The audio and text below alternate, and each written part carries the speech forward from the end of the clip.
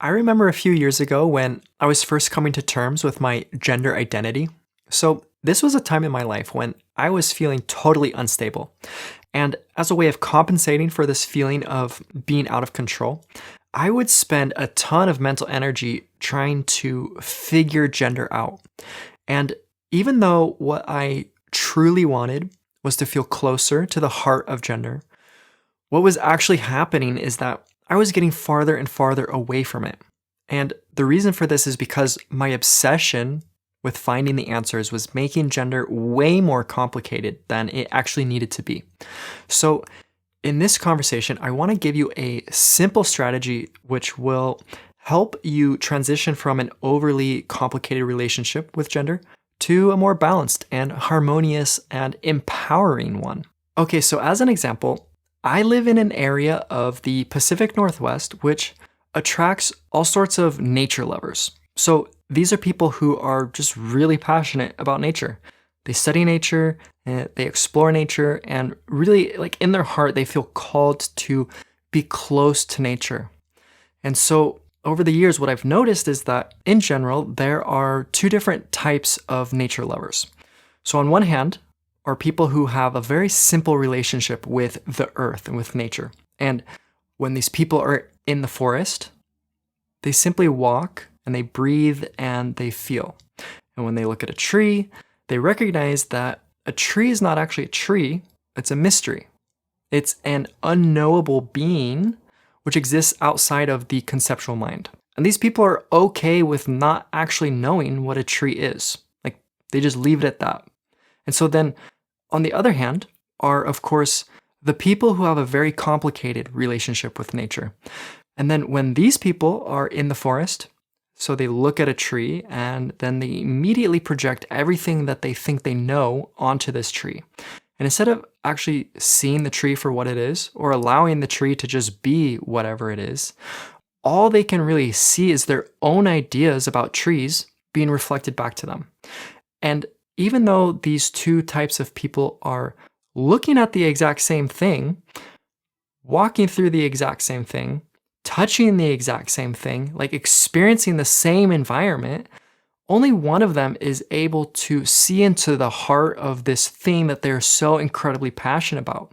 And in the same way, it's entirely possible for us as trans or queer people to explore the gender landscape and to completely give ourselves to this way of life, but without ever moving beyond our own conceptual models about what we think gender is or isn't. And this is true for even the most progressive and open-minded gender explorers.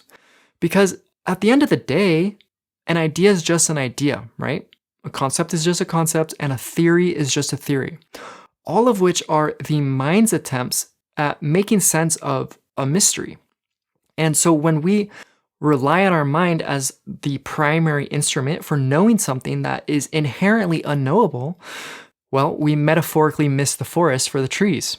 And we end up creating an incredibly complicated relationship with gender. And if that's where you're at, then no worries, because I've got a simple strategy which will help to offer a course correction to the situation. And that strategy is called I don't know and be curious. So first things first, anyone who wants to perceive into the heart of gender is going to have to admit that they don't actually know what this thing is. They don't know what its purpose is.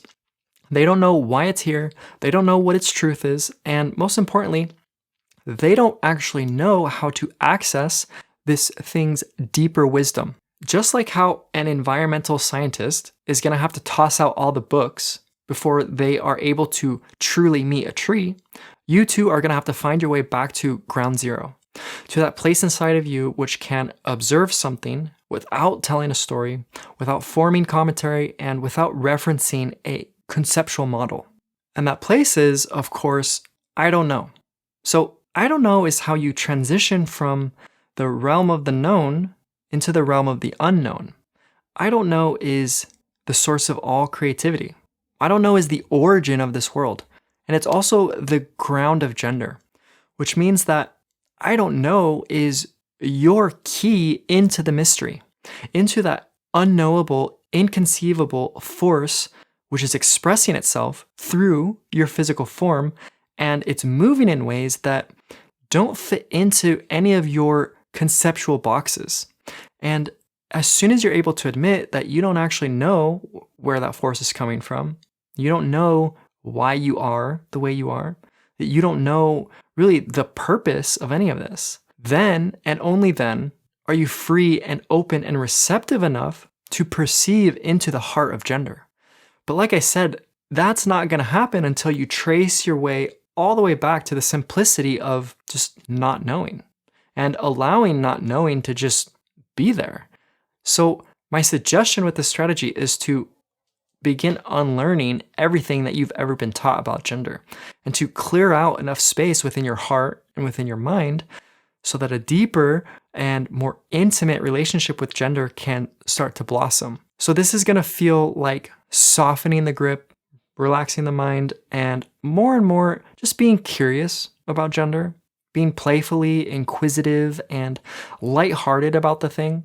And even though admitting that you don't know sounds scary or even like unnecessary or ridiculous at first, really, I can assure you that this is like letting go of 1,000-pound weight.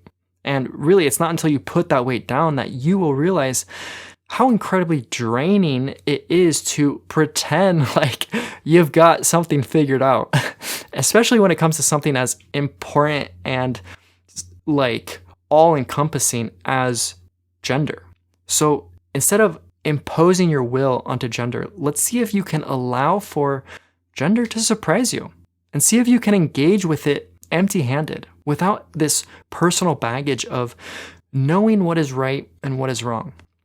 And now that you are ready to explore the truth of gender, I want you to watch this video because in it I share a mythological representation of the queer path, and it's called the Queer Hero's Journey. And so it's going to provide you with a framework of evolutionary unfolding, which is going to help orient you towards some like key moments along your path of self-discovery. All right, I will see you in the next one.